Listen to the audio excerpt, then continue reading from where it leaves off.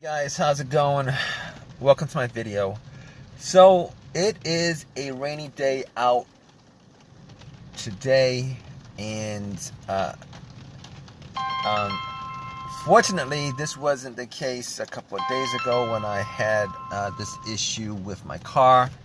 I'm gonna tell you guys what I did to fix it. All right, so basically a couple of days ago, I was at a Dollar Tree buying stuff. Now, let me tell you guys something. All right, the whole entire day I was riding around, doing my thing, buying stuff, getting food, all that stuff, and had no issues with the car at all. Had no issues with the car. It was running fine. It was running fine for, I haven't had an issue with it for a good 6 months. Out of nowhere, I went to Dollar Tree at the end of the day. Was all set to go home.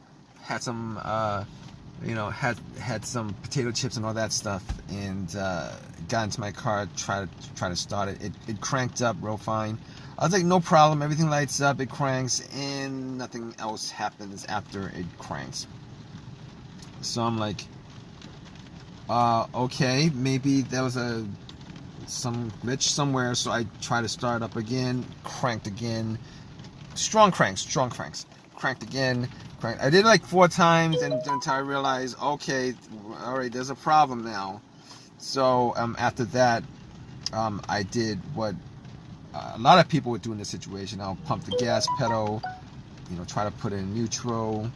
Did put it in neutral, try to start it, try to put it in different gears, try to start it, and it would not, it would not run. It would not run. It would crank fine all those times. Did it by 7, 8 times. Crank. All right, but it wouldn't run. So at that point, I was like, let me just get out, and I turned the headlights on, got out, and this is the test for the battery for the most part. See how strong the battery is. You can see how bright the lights are, but unfortunately, it was a bright day, hot and bright. So I got out, look at the lights. Couldn't really tell they worked. Then I could see the lights, I could see the light bulbs, I could see the light bulbs shining. I couldn't really tell whether it was battery's weak or not. So I got back in my car, and I was like, okay, I gotta check out the battery. Checked out the battery and looked at the battery, saw whether the terminals were corroded, and there was some corrosion with the terminal. Now, 6 months ago, I had an issue with a fuse. Did the same thing with crank and all that stuff, but I don't think the fuse would blow that fast. But anyway, the first scenario of this troubleshooting was I went and checked out the battery, and the battery, the terminals had some white bluish stuff on there. I was like, okay, let me just go back to Dollar Tree, get some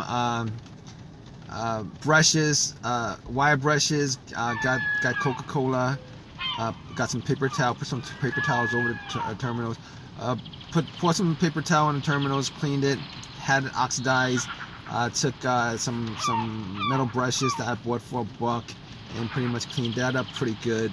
Now the terminals were a little bit loose. They weren't loose, they were tight loose. And tight loose was good enough, so I was able to wiggle them off, cleaned it, popped them back on, and was hoping that was the cause of it. And probably, if that was, it would cost me like $2 to fix it, and I would have been happy with it. But tried to start it, and nothing happened. So I was like, okay, all right, let's look at some other things with the battery compartment.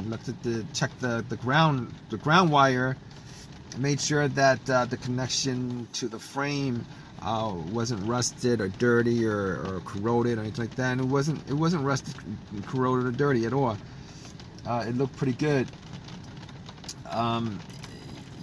So I was like, okay, ground connection is good, the battery is good.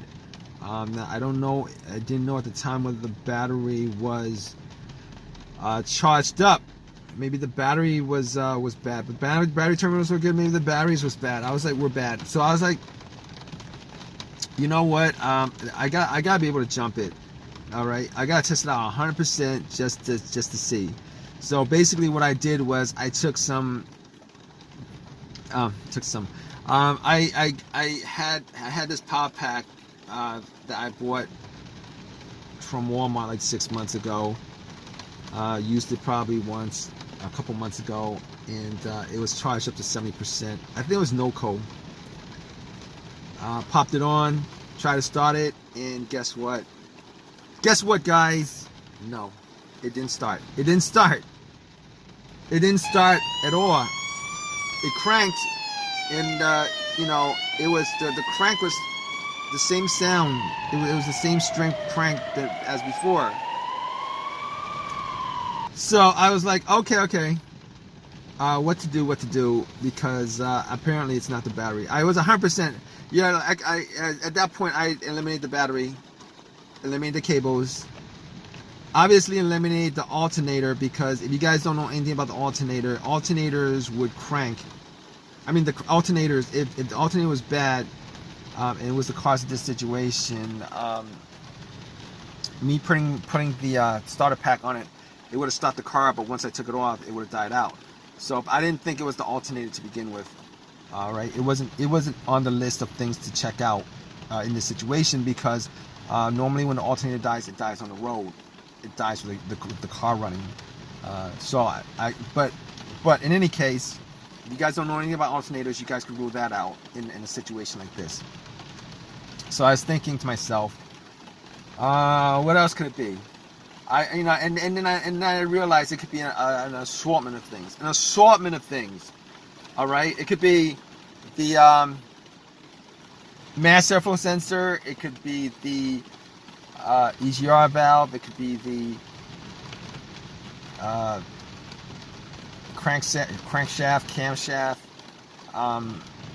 the throttle position sensor. It could be like a whole sort of thing, a whole variety of things. But here's how you guys would diagnose something like this. Now, if you guys are in this situation without a check engine light, and you guys know that you guys did not have a check engine light prior to this situation, now this isn't always the case. I mean, it could be that, you know, this would occur and then the check engine light would be on, but you can't turn on the car to check it out. But you want to know whether there was a check engine light on the car previous to this happening.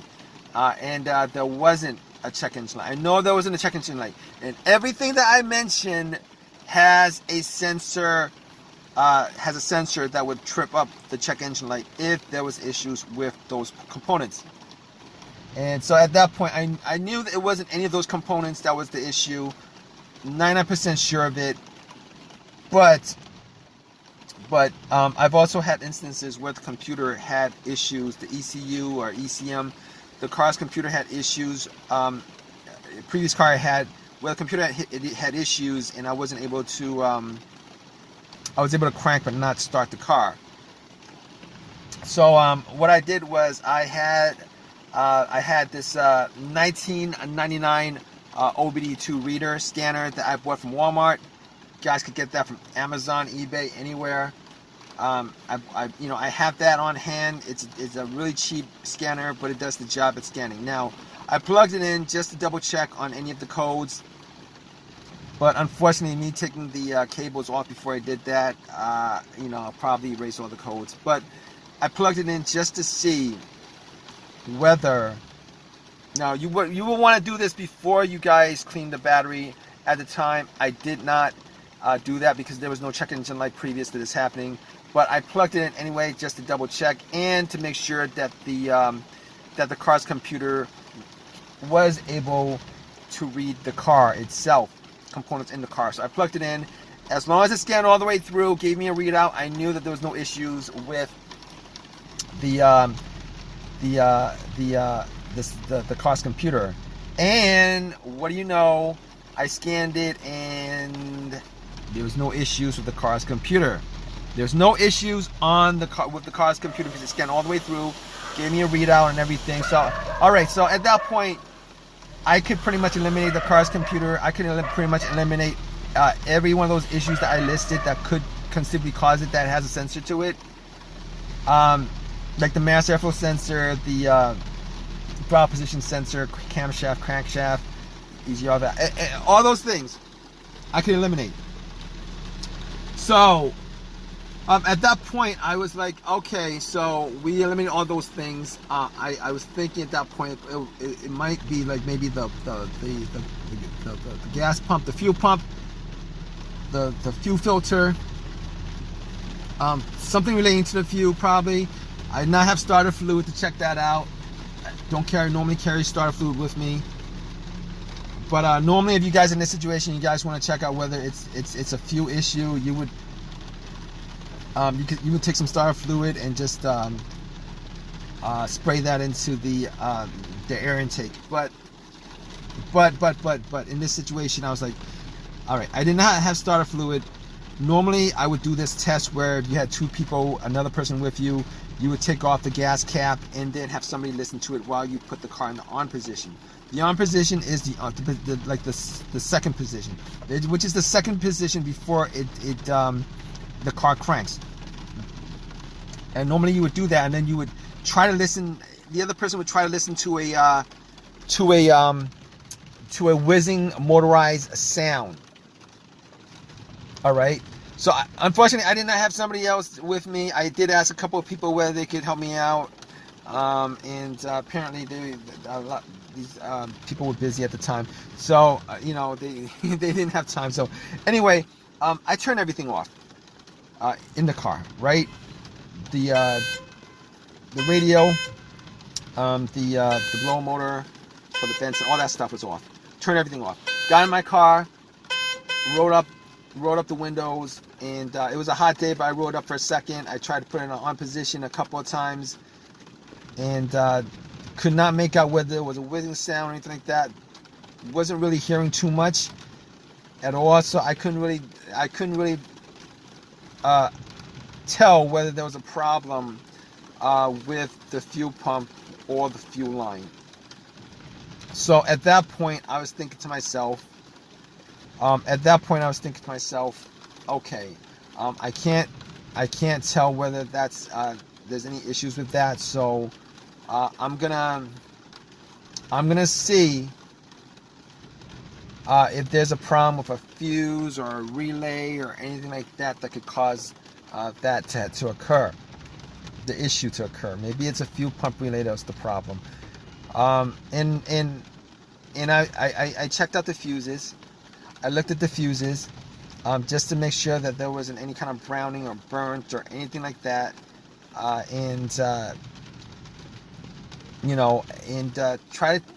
tried to smell just to see whether there was any kind of smell coming, any kind of burnt smell or a weird smell coming from the fuse box, and could not make out anything that was off with it. Any kind of brownish color on the top, any kind of burnt out fuses, any kind of weird burnt smell.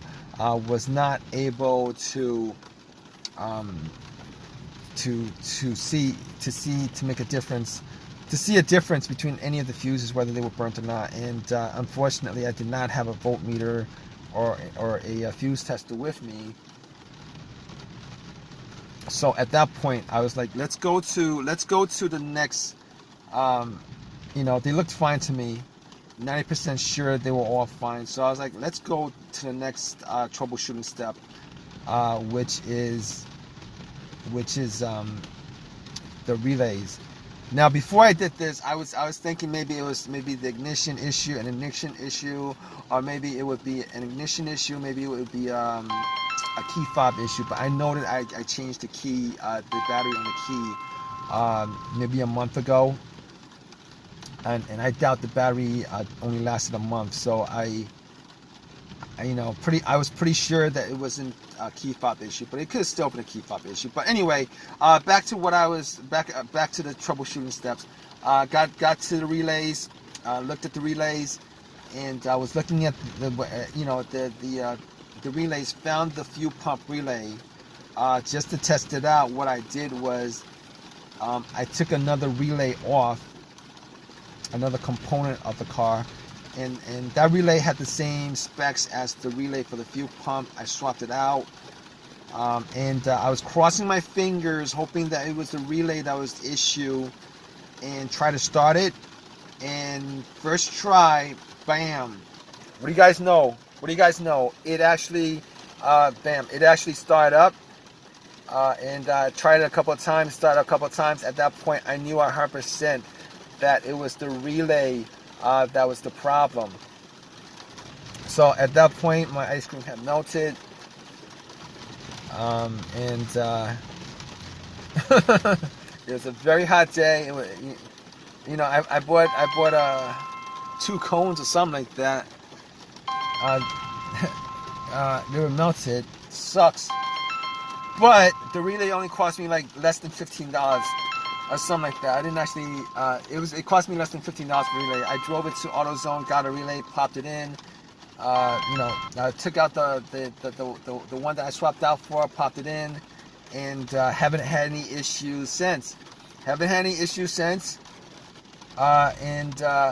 just to make this long story short, guys, I know you guys are in this situation, and hopefully you guys, the fix for your situation was as easy as mine, and you know, it could have been something a lot worse. You know, a fuel pump issue, which would have been costly and time consuming if I was doing it on my own. But I took you know, it was a $15 fix once I found out what it was. So if you guys are in this situation, you know, just go through all the steps that I went through, and hopefully one of those steps is the cause to your issue. All right. In any case, please give me a thumbs up. Please subscribe. Please definitely leave a comment. If you guys have a comment in the comment section. All right, guys. Take care.